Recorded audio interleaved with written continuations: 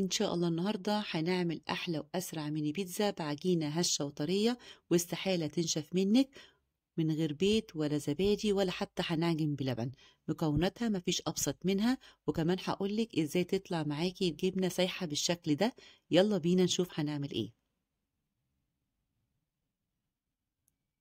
أول حاجة هنجهزها وهي الخميرة. عندي معلقة كبيرة من الخميرة الفورية، هضيف عليها معلقة كبيرة من السكر، وهضيف عليهم نص كوباية من المية الدافية. المية لازم تكون دافية مش سخنة عشان الخميرة تتفاعل. بقلبهم كويس جدا واتأكد ان السكر معايا داب، بغطيها واسيبها على جنب تتفاعل. عندي نص كيلو من الدقيق، دقيق عادي مش مخبوزات، بنخله كويس عشان يدي للعجينة هشاشة.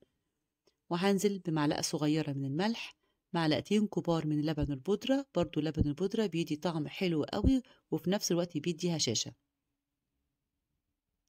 هقلبهم، وادي الخميره شايفينها الفوران ده لازم تطلع معاكم بالشكل ده.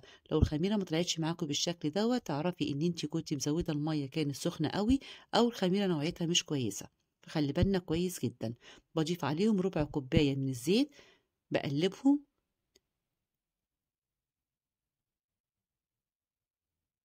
وهبدأ أعجن بمية دافية. عندي هنا حوالي كوبايتين من المية الدافية، الكمية دي خدت معايا كوبايتين، نص كوباية للخميرة وكوباية ونص للعجن. طبعا نوعية الدقيق تختلف من التاني حسب نوع المية، حسب نوع الدقيق. يعني في عجين بياخد كوباية، في عجين بياخد كوباية ونص، حسب نوعية الدقيق. بنزل بالتدريج مش مرة واحدة لغاية لما تتشكل معايا بالشكل ده. شايفين ما شاء الله طرية جدا، وفي نفس الوقت فيها تلزيقة بسيطة.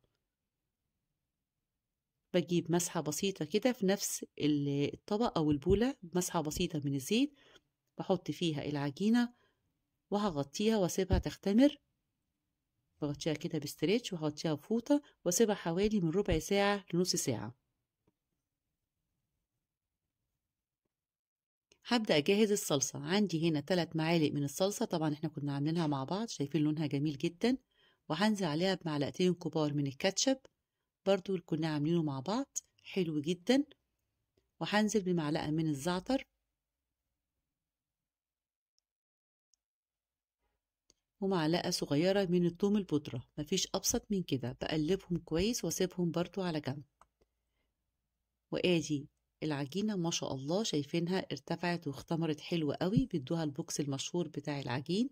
وبلمها، أنا بحب أقطعها وهي في نفس الطبق أو نفس البولة، ما بشكلهاش على رخامة ولا حاجة. بجيب صينية فيها ورقة من الزبدة أو مصحة بسيطة من الزيت، باخدها كده بصوا بإيديا، بضغط عليها بتطلع معايا على هيئة كور صغيرة. بشكلها كده بين إيديا، أو تقطعيها كده من بين كفوف إيديكي برضو هتتشكل معاكي. هخلص كل الكمية ونشوفها مع بعض.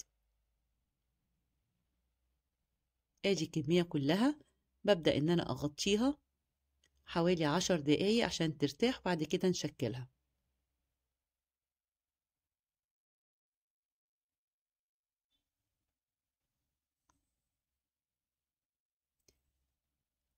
طبعا الحشوات اللي انت عايزة تستخدميها استخدميها. انا عندي جبنة موتزاريلا، جبنة رومي، زيتون، فلفل، سجق، اي حشوة انت عايزاها. بجيب كوباية فيها مسحة بسيطة كده من الزيت، وانزل اضغط كده على العجين تديني شكل البيتزا كده، تجويفتها كده، وفي نفس الوقت بفردها بصوابع ايديا عشان متبقاش سميكة قوي. طبعا انا شلت كمية من العجين عشان تقدر ان هي تخش الفرن وتستوي براحتها، ما تكونش كلها معجنة مع بعض. حاولي ان انت توسعيها شوية في الصينية. وبالشوكة ببدأ ان انا اخرمها علشان ما ترتفعش معايا زي العيش.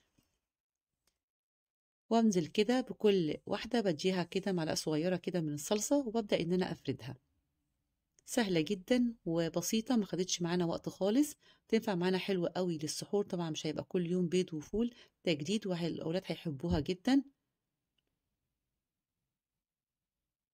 وهيبقى تغيير.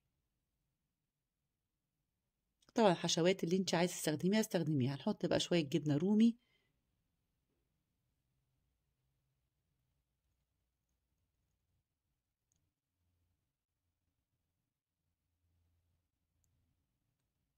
وهنزل كده بشوية من السجق برضو.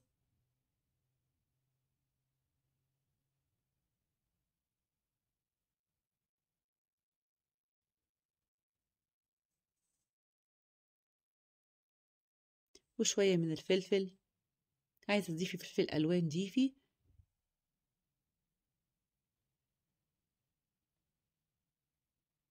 وهننزل بقى بالجبنة الموزاريلا عندك.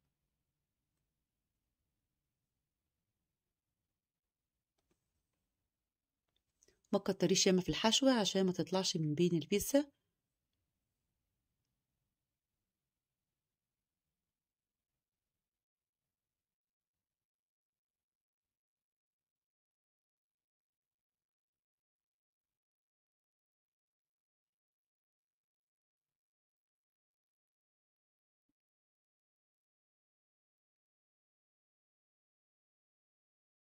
وهبدأ أوزع الزيتون بقى كده على الوش.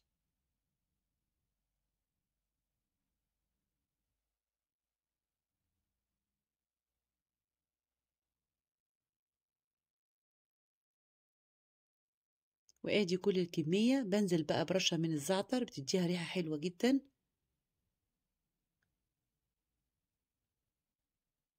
وعايزين بقى الجبنة تمط معانا، هنديها رشة بسيطة من الزيت. الزيت مع الجبنة وهي في الفرن بتخليها تسيح بسرعة.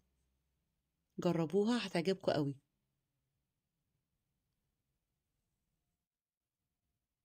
طبعا أكون مجهزة الفرن على درجة حرارة 200، بتاخد حوالي 12 دقيقة. بولع عليها من تحت، ولما تستوي بولع عليها الشواية من فوق. وادي شكلها، شايفين بقى جميلة جدا وريحتها حلوة قوي. شايفين تسويتها وهشة ازاي. واما اجي اضغط عليها بصوا، هي طبعا لسه سخنة. بصوا بقى الجبنة معايا، طبعا زي ما قلت لكم متنسوش معلقة الزيت هتخليها تمط اكتر، وكمان وهي سخنة. وشايفين بقى العجينة نفسها هشة ازاي من جوه. عايزة اوريكم بس العجينة من جوه عاملة ازاي، هشة جدا. اظن شكلها بصوا واضح جدا، وكمان طرية قوي. انا ضاعفت كمان كمية، عملت برضو نص كيلو تاني من الدقيق، وزودت فيه الجبنة. بصوا بقى، انا زودت فيها برضو الجبنة. بصوا جميلة جدا، بنفس الخطوات بنفس كل حاجة. ولو عجبكم الفيديو ما تنسوش الاشتراك في القناة وتفعيل الجرس وتعليق حلو علشان يوصل لكم كل جديد. سهل وبسيط، حلو قوي، هينفعنا في السحور. مش هيبقى كل يوم بيض وزبادي، هيبقى تغيير والأولاد هتحبها. جربوها هتعجبكم، وبالهنا والشفا.